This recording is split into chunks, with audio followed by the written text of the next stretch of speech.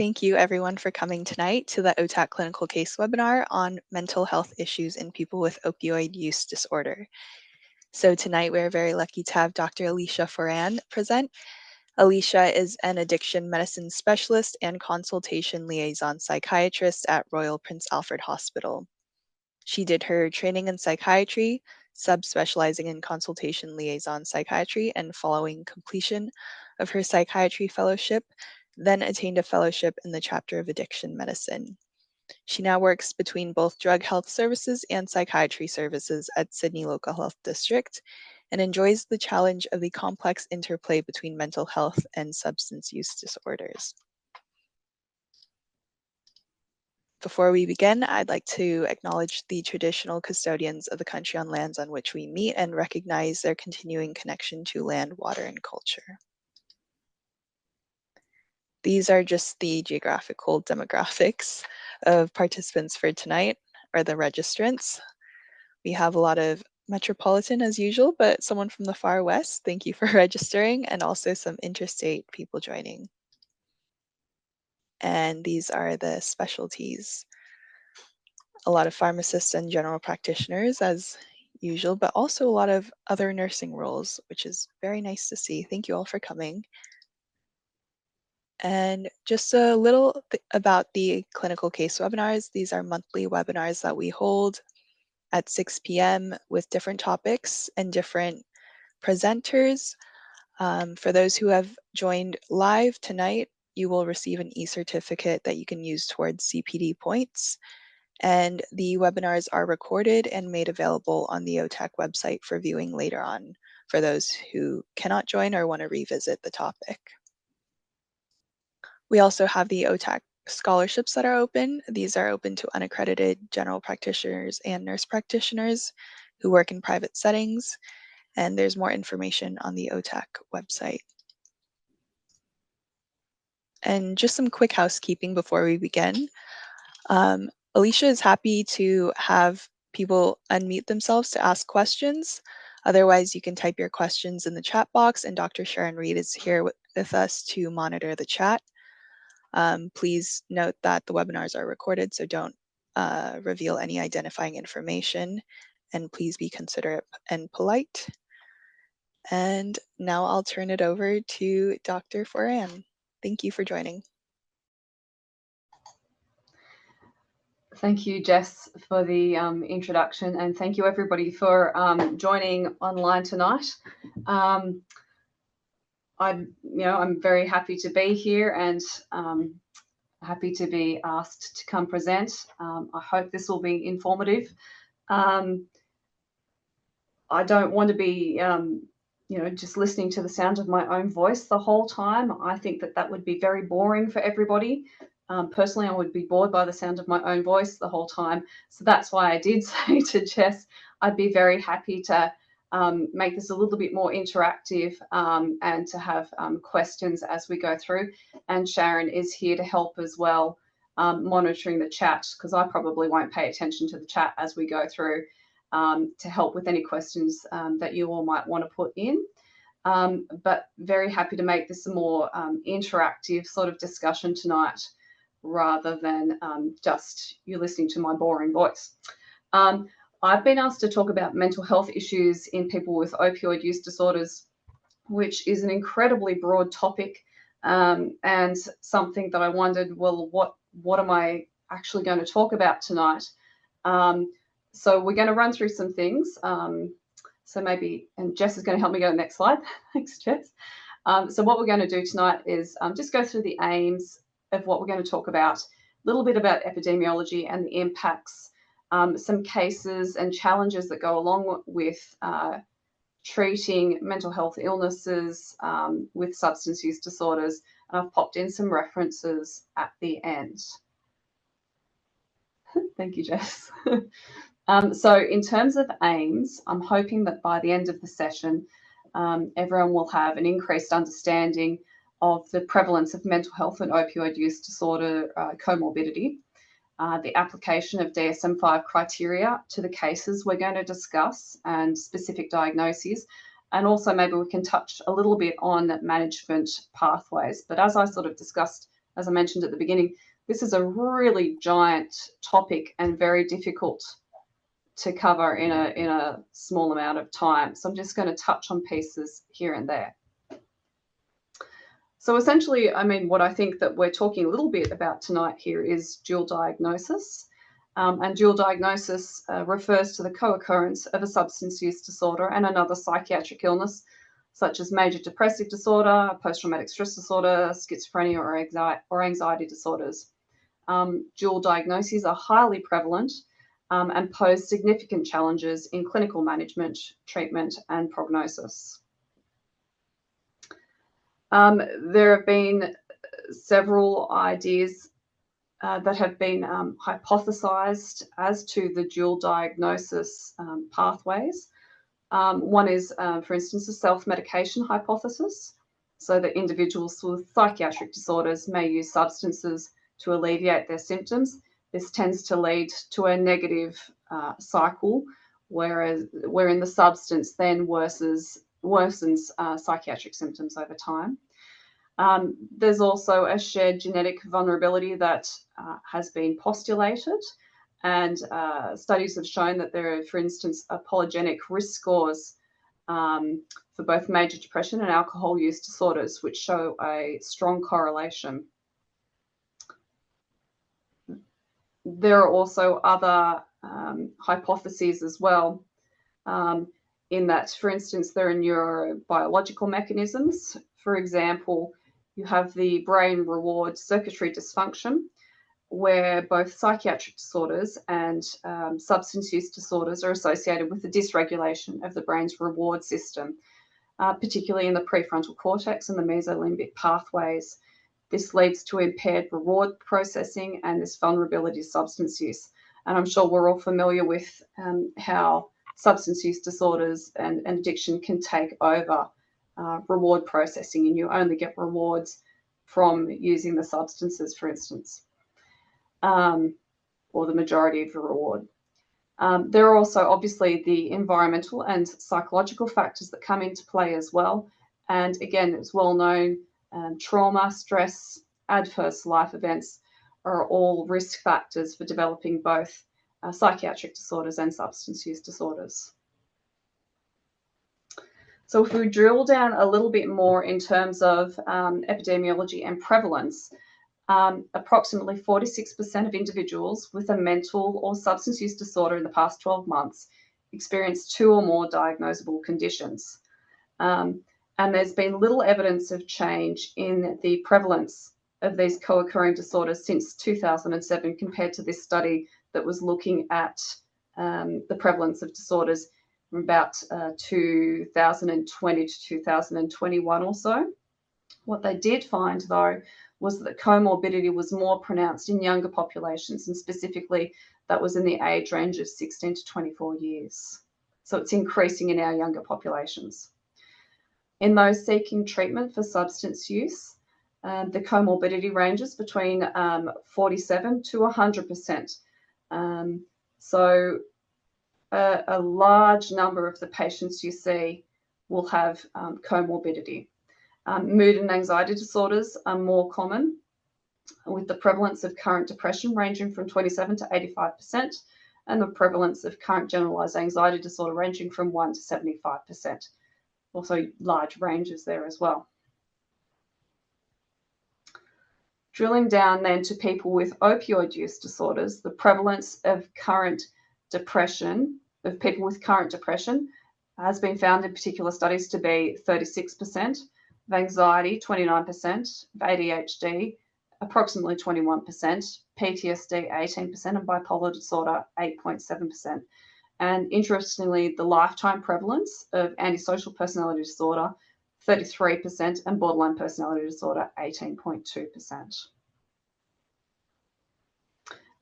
And like I said, that lifetime prevalence of psychiatric disorders amongst opioid use disorders is high, with 78% experiencing at least one comorbid psychiatric disorder, especially with those personality and mood disorders. So with personality disorders, that lifetime prevalence of about 42%, which matches up with what we saw previously, around about. Mood disorders 31%, and anxiety disorders of about 8%. So what are the impacts of this? Well, as I'm sure, again, you all know, and you've all seen this probably in your clinical practice, comorbid mental health disorders and opioid use disorders are linked to more severe clinical presentations and poorer treatment outcomes. The presence of psychiatric disorders is associated with the greater severity of the opioid use disorder and a poorer long-term course of the opioid use disorder. As we know, there's the high prevalence of these comorbid disorders, and there's a suggestion that you should consider routine screening and assessment in clinical settings to look for these particular comorbidities.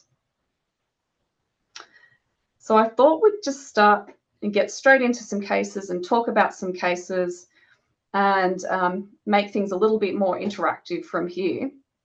So we've got 3 cases to work through tonight. Our first case is of a 34-year-old male police officer who presents to an opioid agonist therapy clinic, but this person could easily present to a GP office as well. So think about it in whichever setting might be relevant for yourself. Seeking help with increasing OxyContin use. His history was that 14 months ago, he suffered an injury at work. He was chasing a perpetrator, and in the process of this, his arm was broken and he was threatened with a weapon. Whilst this was occurring, he was afraid for his life and he thought that he was going to die. Following treatment of his fracture, he started to escalate his OxyContin use and has now come to see you for help.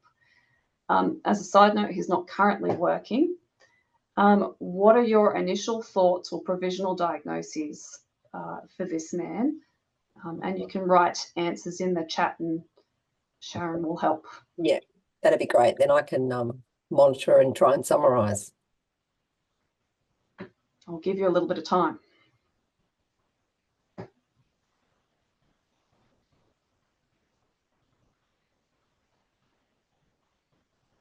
So Wendy started the ball rolling and then followed by Mark. They're all suggesting PTSD at this stage. Good on you. And PTSD and substance use disorder. And Alison suggests check if he meets the criteria for opioid use disorder and PTSD. Good. So Anybody what do else you think about anything that, else? Alicia? I think they're all lovely thoughts. Everyone's agreeing. We think PTSD. Why do you think Fabulous. everyone's thinking that? Although Alison and Amila are suggesting anxiety, depression. And fair enough as well. Fair enough. And depression can often go along hand in hand with PTSD as well. So fair enough. Okay, all lovely answers. Great answers. Maybe next slide, please. Oh, Michelle Baker's just suggested trauma schizophrenia. Well, that's an interesting one. We'd probably need more psychiatric symptoms to get to the schizophrenia, but certainly he has undergone a significant amount of trauma. I'd agree with that. So I guess, like people have said, we're thinking that he may have an opioid use disorder, and we're going to need to think a little bit more about getting a little bit more of a history from him to drill down on this, and also thinking about, well, what treatment is he going to need? And thinking, yes, what are his psychiatric symptoms? For any GPs in the room, probably I wonder if it's crossing your mind a little bit as well. Is this person on workers' comp, or is this a workers' comp case? Which I will not touch on here, but I wonder if GPs in the room are thinking that as well, because that crossed my mind. Yeah, it's certainly a good thing to be thinking as a GP, because you want to clarify that right from the beginning. It'll help with your documentation and approach. Do you want a certificate of capacity? What's going on? I don't know, but beyond the scope of this talk. And actually, Claire's just mentioned, she says she's not a clinician, but she also she wants to know, are we satisfied that the arm, the physical nature of the arm's not an issue, that the arm was properly healed, as potentially, if it wasn't, it could be a contributing factor to his state. Look, an excellent point. And what exactly did happen with his arm, what surgery did he have, does he have chronic pain now somehow as a result of this, and that is a factor in his OxyContin use, a valid question. Perhaps next slide, please. Okay, so you get a little bit more history from your patient. You find out that he is now using about 80 milligrams TDS of OxyContin daily. He has started to run out of scripts early, and he has told you because he's running out of scripts early, he started doctor shopping, but you've also managed to check SafeScript, and you can see that on SafeScript as well, that he started going to different doctors to get scripts. He has started to hide his OxyContin use from his wife, and it's affecting his relationship with his wife. He has tried to stop before, and he experienced flu-like symptoms. Oh, okay, so next slide then, please. So, do you think he has an opioid use disorder? And there's a poll. So that should have popped up on your screen. You can choose an answer and then submit it. I just submitted my answer. Just while we're waiting, Alison also suggests in the chat that police people can get a very thingy about having psych stuff recorded on their record. So the patient police person can get quite thingy about having. Sure. Yeah. Look at that. So I assume everybody else can see then the poll results, and we've got 96% of people think that he has an opioid use disorder. I assume everybody else can see that? Yeah. Yes. Okay, right. So yes, I mean, from the basis of the history that we've got here, I would tend to agree with you that he has an opioid use disorder. So if we flick to the next slide. So look, I've put up the DSM-5 criteria for opioid use disorder. Now, this will all be very familiar to all of you, I'm sure. You'll come to OTAC webinars, and I'm sure this gets put up every time, so I probably won't go through it in a huge amount of detail. Well, not every time. No, not every time. It's worth going through it, I reckon. But I thought it was just worthwhile revisiting, because here we are, and we're talking about making a diagnosis of an opioid use disorder for this man. So what criteria do we think are relevant? This has been going on for 14 months, we think, so we're going over a 12-month period. I wasn't technologically advanced to be able to put little arrows into the numbers that I thought were relevant. But if we go through the numbers, he's taking he's taking opioids in larger amounts over a longer period of time. I'd also say point 2, he tried to stop and he was unable to stop as well. Point 3 as well, he is spending time doctor shopping to try and obtain the opioid. I would say as well, there was point 6, it's causing interpersonal problems with his wife, and he's hiding it from his wife. And also then point 11, he experienced withdrawal. He complained of those flu-like symptoms. Now, obviously, I haven't gone through all the history that he probably would have provided you in a consult in a huge amount of detail. But just briefly, you could see that he would hit potentially those 5 different symptoms from your criteria there. So if we flick to the next slide, you could see then that he would meet the criteria for an opioid use disorder by meeting those 5 different ones, and in terms of severity being then a moderate opioid use disorder with scoring 4 to 5 symptoms. I'll move to the next point unless anybody has any thoughts about that. No? Okay. Yeah. So I guess, assuming people's plan then is, okay, we've decided, so he wants treatment and he wants to stabilise on OAT. So you've chosen buprenorphine or methadone for him, or in working with him, patient-centred care, and informing him of his options, and he's chosen one.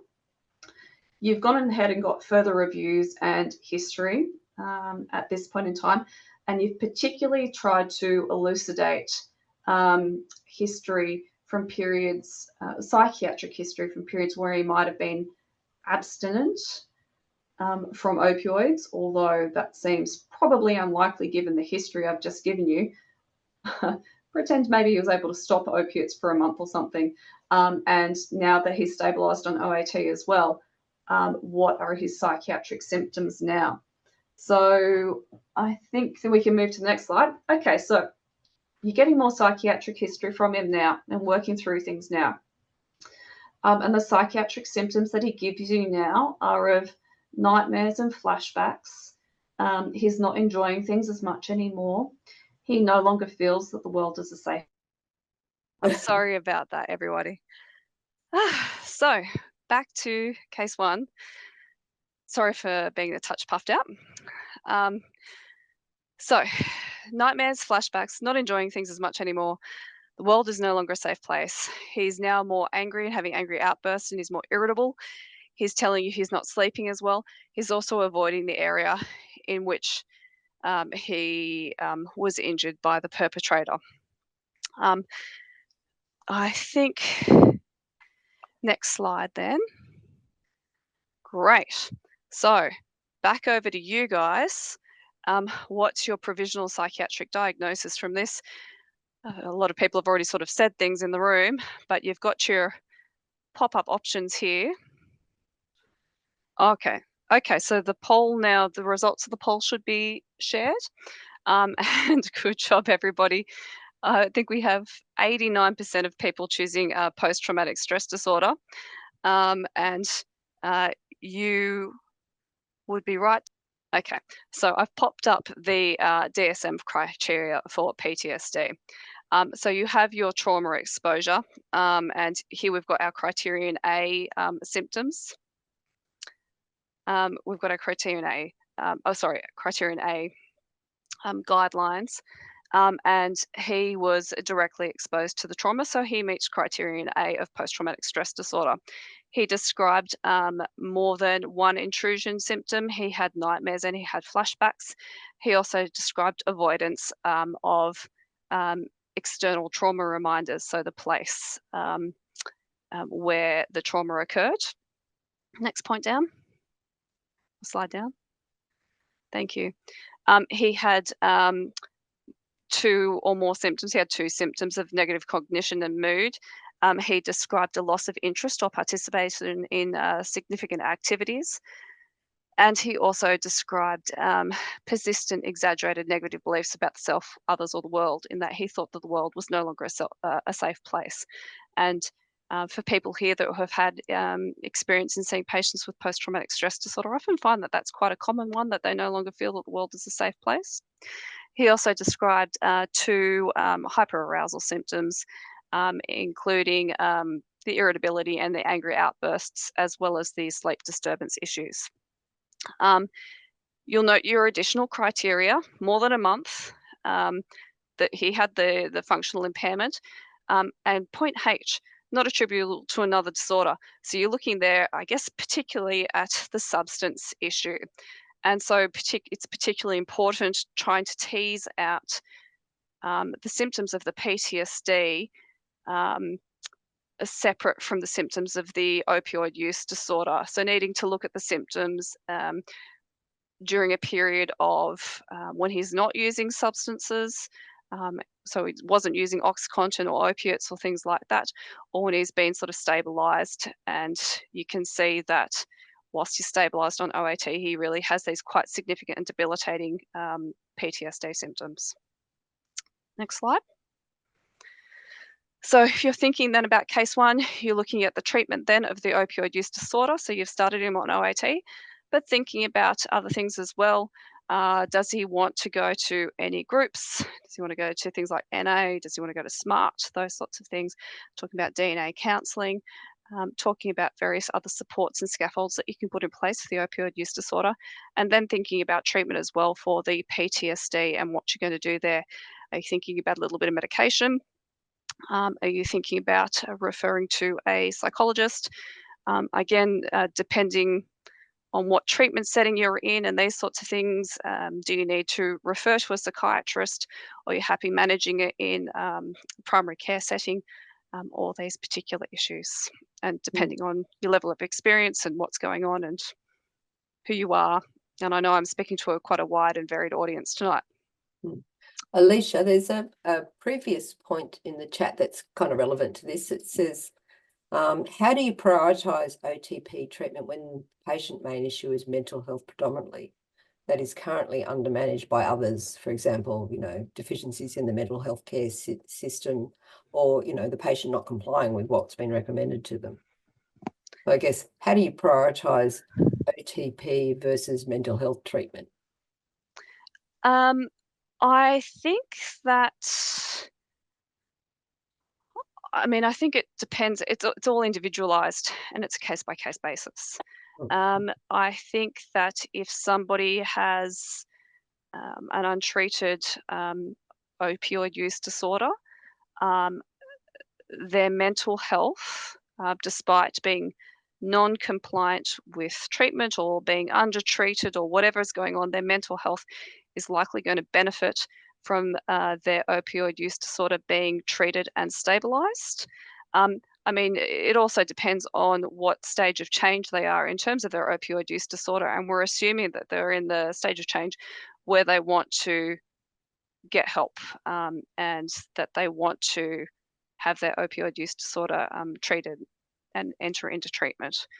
So assuming those things, even just stabilizing the opioid use disorder itself may help to start to stabilize other more chaotic mental health issues that are going on in their lives. I hope that sort of answers the question a little bit. Yeah, it sort of depends. Doesn't it? That's it. And it depends, yeah. I should have just said that. Yeah, but it has to be, I guess, individualized to the patient's particular situation. And it does, and what's going on for the patient at that moment, and thinking about risk issues as well. A patient may have an untreated opioid use disorder, but if they're particularly risky, so that they've got active suicidal ideation with a plan, for instance, well, then you may need to look at what are you going to do to manage that active risk situation right then and there, as opposed to looking at the opioid use disorder and managing that.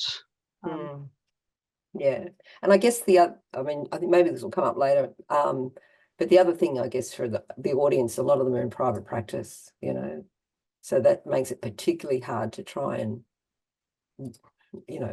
get things done in a 15-20-minute session. It's quite challenging. Absolutely. Yeah, it is.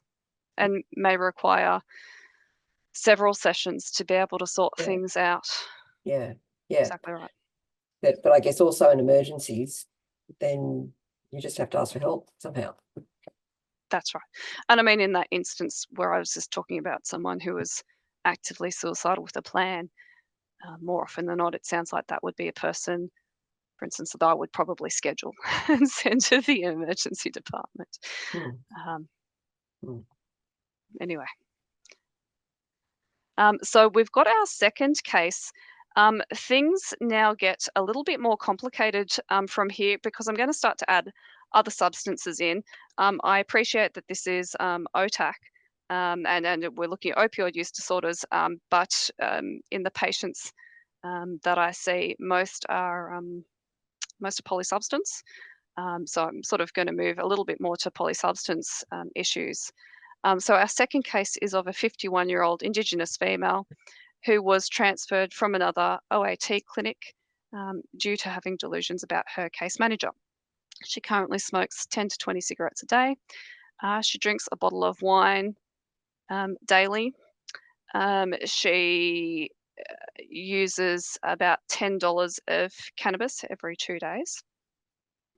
She uses, in terms of stimulants, 1 point of ice IV daily, and she's on 120 milligrams of methadone daily, but she also uses 1 point of heroin daily on top of that.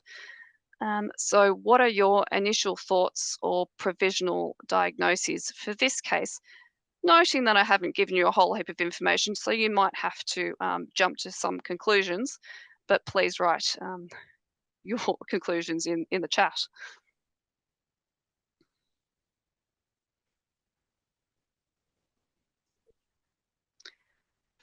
I can see little bits. I see the chat popping up little bits. Yeah. So Mary is suggesting or substance-induced psychosis.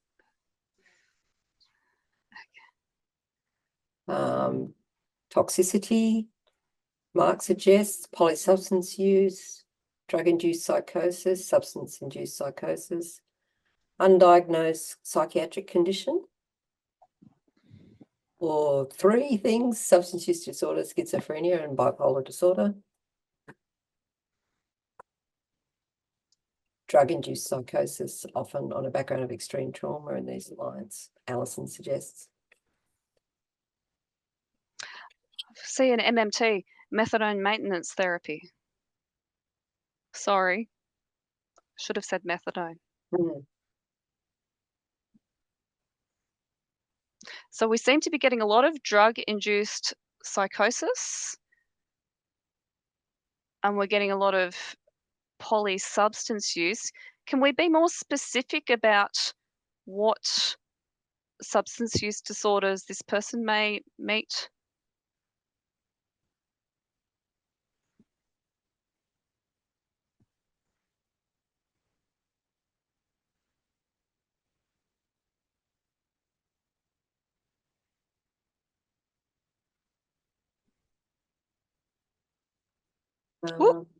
Alcohol use disorder. There you go. Good one.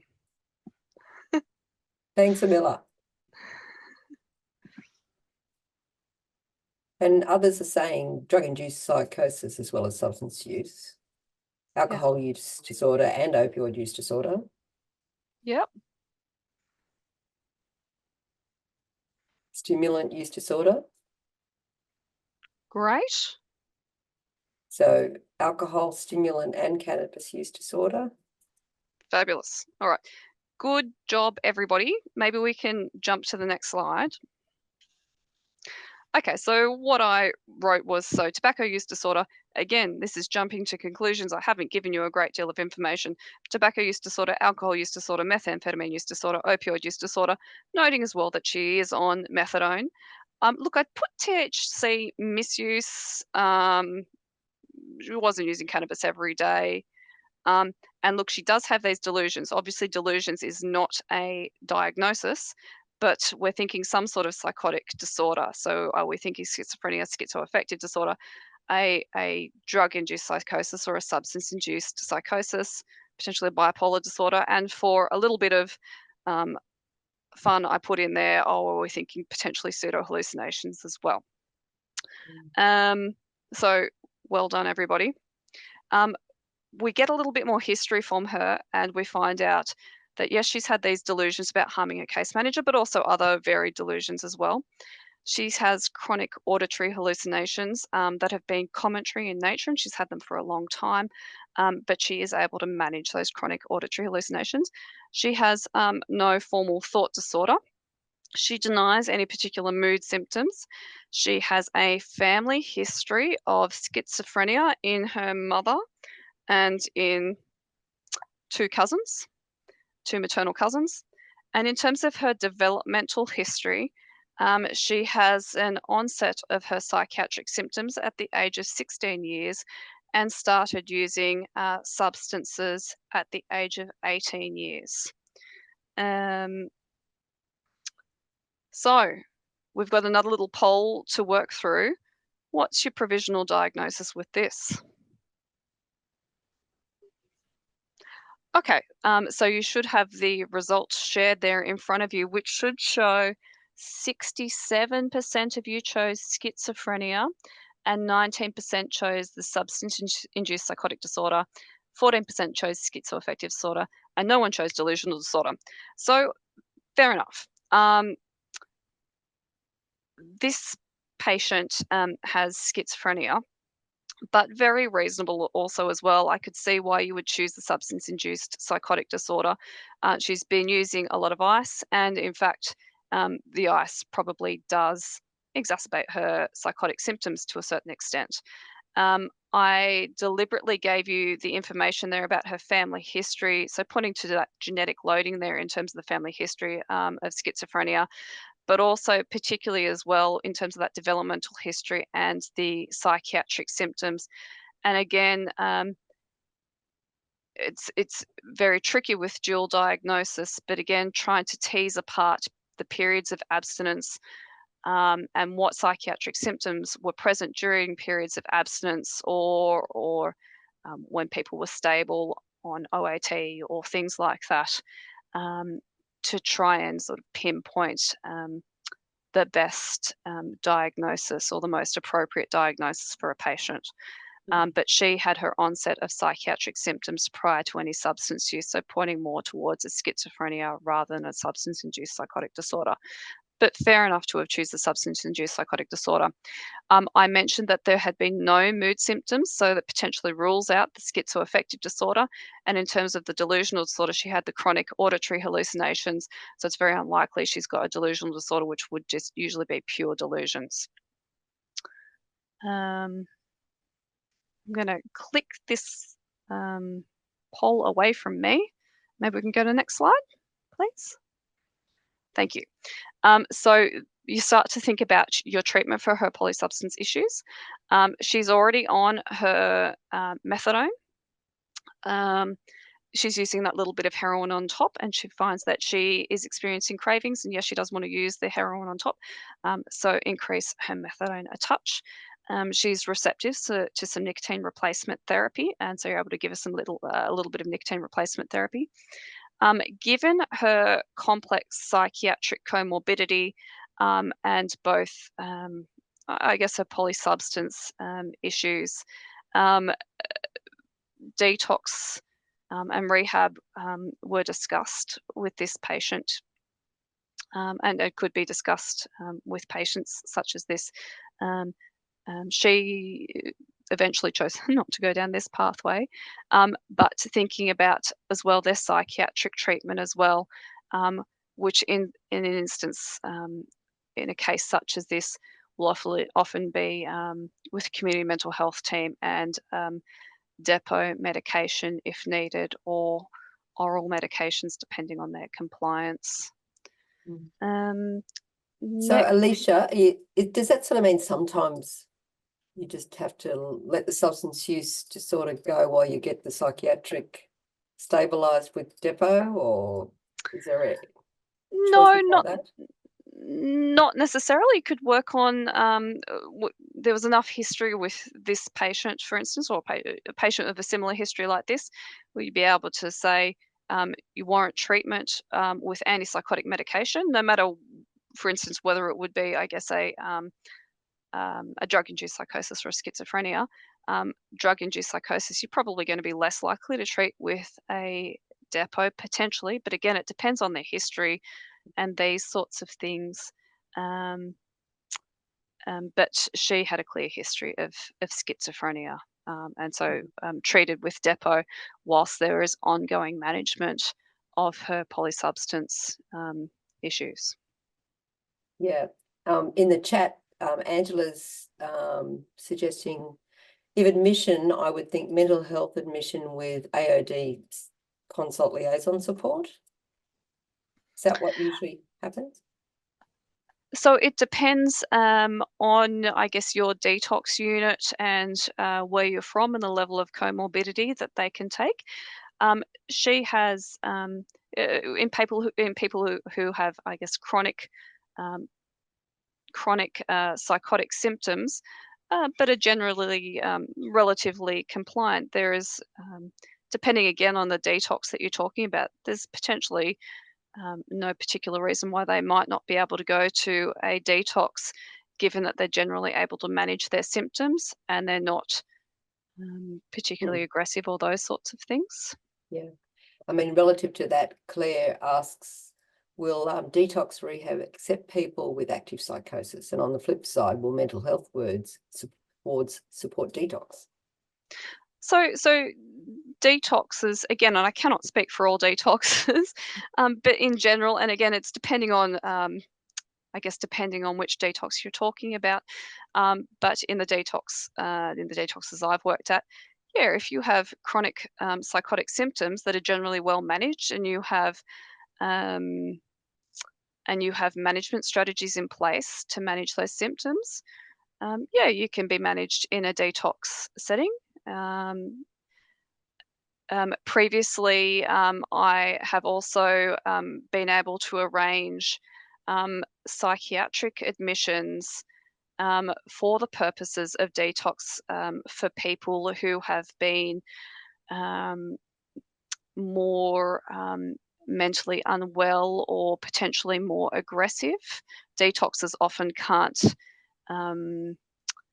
cope with high levels or any levels really of aggression. I would probably say that those admissions that I've arranged before in psychiatric wards for the purposes of detox, so they need to be voluntary, but also that's what I did historically. They're probably more difficult to arrange now, and I think I'd be very lucky to be able to arrange those things given bed shortages and bed pressures. Thanks, Alicia. All right, so case 3. And Sharon, please tell me if I just need to stop talking because I am aware of the time. Yeah, no, that's okay. Ideally we sort of finish by 7, so we've got 3 minutes, but I think we can go a couple more minutes over if necessary. Okay. All right. So my final case then is a 41-year-old female who was admitted to an inpatient detox. She's been using 3 points of heroin IV daily. And again, we're moving more to polysubstance sort of things at this point. 30 mils of GHB daily and 2 points of ice IV daily. What are your initial concerns about the patient's recent drug use history? In this case, please write your answers in the chat and Sharon will help us. Okay.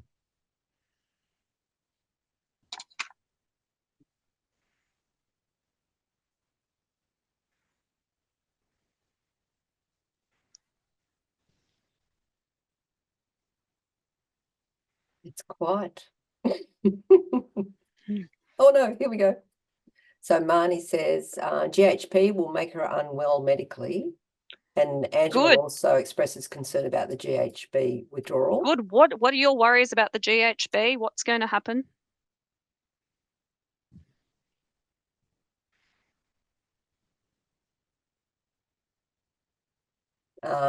William also notes, or Wendy in response to your question says seizures. Good. And William also says he's worried about bloodborne virus risks, seizure risks, and delirium risk on a GHB. Good ward. delirium. That's Yeah. nice. So seizures, delirium. Fabulous. Unwell Okay. medically too, like. Okay. And bloodborne virus, again, a very good and reasonable thing to say as well. But yes, I think in probably initially you're worried about that GHB, and there is a high risk on that amount of GHB. You're worried about the risk of seizures, and you're worried about the risk of developing quite an agitated delirium. And that's particularly striking with GHB compared to alcohol withdrawal or benzodiazepine withdrawal. Correct. Your GHB withdrawal is like a really, really terrible alcohol or benzo withdrawal. And often complicated by delirium? Like, is that? Delirium can be part of the picture, particularly if people are on high doses of GHB. And the deliriums that people do tend to be quite an agitated, aggressive delirium. Yeah. So a bit of a challenge. Yes. Next slide, please. Right. So you've decided you need to get on top of this GHB. So you've decided to start diazepam 10 milligrams QID plus PRN diazepam on top, and you're monitoring with a withdrawal scale. And given the amount of GHB that the patient is using as well, you've also decided to use baclofen 10 milligrams TDS, and depending on the response, you may potentially need to increase your dose of the baclofen. They were using some heroin, and they go into some heroin withdrawal. The heroin withdrawal and the ice withdrawal, though, will not be life-threatening. Your GHB withdrawal is potentially going to be life-threatening. But at some point during this detox admission, you get the patient on Buvidal 16 milligrams weekly, and you use some olanzapine PRN for your methamphetamine withdrawal. So does that mean GHB withdrawal shouldn't be attempted in a community setting? It means it needs to be thought of very carefully. If you have somebody who is using, even for a very short amount of time, you can develop a dependence very quickly with GHB. If people are using more than sort of 20 mils or over, I would be very reluctant to do it in any sort of outpatient setting. And particularly if people are waking up at night and having to take doses at night as well. I think at the end of this presentation, is there the DASIS phone number? There is. So if you're seeing people and you're worried about GHB and those sorts of things, and I guess you're a GP out in the community and these sorts of things, call DASIS as well and ask for some help or input about those things. But I'd be very careful about GHB. Once you've stabilised her and once you've spoken to her a little bit more while she's on the inpatient unit, the psychiatric history that you get is that she has had periods of depressed mood prior to her substance use. With those periods of depression or depressed mood, she's had decreased sleep and decreased appetite. She also describes affect dysregulation, chronic feelings of emptiness, and difficulties in her interpersonal relationships. Next slide, please. So what's your provisional psychiatric diagnosis here? Just while we're waiting, there's some comments in the chat also. Angela's saying potentially you can reduce GHB slowly in the community. Yeah. And Joel says his understanding is differential effects at the GABA A versus B. Baclofen's more GABA B. Thanks, Joel. Joel, you're a pharmacist, don't you? Good job, Joel. Yes, Joel. GHB and baclofen both. Yeah, GABA and B. he says, and G acts more on B. Yeah. Thanks, Joel. What's that? Oh, okay. So apparently the results are up. And from what I can see, so 33% have chosen major depressive disorder and 53% have chosen borderline personality disorder. Good job, everybody. Both of those were really equally valid, given the information that I had given you. I essentially gave you 3 of each. So well done, everybody. This person, well, in this instance, this person both had periods of major depressive disorder, but she also had borderline personality disorder. So if we move to the next slide. Look, I am very aware of the time and would like to answer more questions, to talk more about the chat and things like that. I have popped up the criteria there, the DSM-5 criteria there for major depressive disorder. I've listed 3 of those, but particularly important, obviously, is the pervasively low mood or the anhedonia for a 2-week period. Plus your other symptoms on top. And next slide. I also did list the symptoms there of borderline personality disorder. And as we mentioned at the beginning of the talk, there is obviously a high prevalence for both antisocial and borderline personality disorder in opioid use disorders. Next slide. So thinking about, well, how are you going to help case 3 in this patient? Think about medication. Does she have a depressive episode right now, I guess is part of the question. And this patient is in the middle of an inpatient detox. Ideally, you would wait a little bit of time for her mood to stabilize after the detox period, because of course people will feel sort of depressed and their mood will be up and down and very anxious during a period of detox. So waiting a little bit of time, I guess, for further psychiatric assessment to decide upon medication, those sorts of things. But if you decided historically that they also potentially meet criteria for a borderline personality disorder, and again, hopefully reviewing them at some point afterwards as well, should they be offered some DBT as well for borderline personality disorder. Next slide, please. I just very quickly wanted to mention management pathways. Again, I've made this slide rather vague and probably unhelpful, because I'm aware that I'm speaking to quite a varied audience again, and it depends your management pathways about how you're going to do things as to where you're practicing and what's going on in the situation. But I guess just thinking about acute risks and seeing people with mental health disorders, and if people are actively suicidal and things like that, do you somehow need to be getting them to ED or referring to your local crisis team, or these sorts of things, considering use of the Mental Health Act. Thinking of issues that I guess are less acute, can you manage issues in the first instance in the primary care setting, or do you need to consider referral to psychiatry, whether that is both private psychiatry or your local community mental health team as well? And then I just wanted to highlight the challenges as well in patients who have comorbidity, which is that they do struggle with access to treatment, and there is this significant need for services. I would also note that there was that heterogeneity in the prevalence estimates, which suggests, obviously there are variations in sample characteristics and the methodological factors that were used. And this is something that we all know anyway, but each patient needs a tailored, individualized treatment approach. And then I just popped in some references at the end.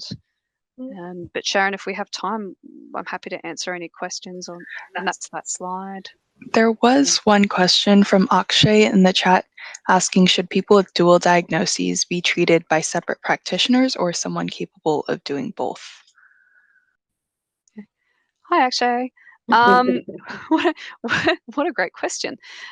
Obviously, integrated care would be fabulous, and someone who could treat both would be fabulous. In real life, how easy is it to find people who are able to do both things? I think that is more difficult. And so it may be that, I mean, we see a lot of people here who are treated for their substance use disorders by drug health services and need to see their local community mental health teams for treatment of their psychiatric disorders. It would be lovely to have a more integrated approach somehow, and would probably have better treatment outcomes. Thank you, everyone. Right. Thanks, Alicia. Despite the technical difficulties, it was very interesting and very interactive. And to everyone who's joined us tonight, thank you for sticking with us through the technical difficulties, and we hope to see you at our next clinical case webinar. And there's more information on the OTAC website. Thank you, everyone. Have a good night.